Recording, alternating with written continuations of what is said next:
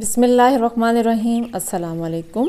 आज मैं आपके लिए रेसिपी नहीं बल्कि एक रेमेडी लाई हूँ जो आपके लिए बहुत यूज़फुल साबित होगी।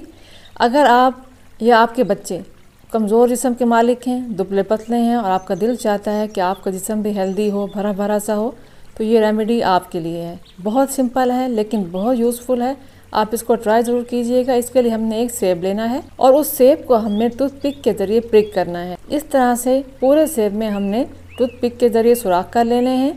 क्योंकि आजकल सेबों का सीज़न है, मार्केट में बहुत उम्दा सेब आए हुए हैं। आपने ये रेमेडी रेगुलर 40 डेज़ के लिए यूज़ करनी है। इंशाल्लाह आफ्टर 40 डेज़ आपके चेहरे पर सुर्खी होगी और आपका जिस्म भरा भरा होगा।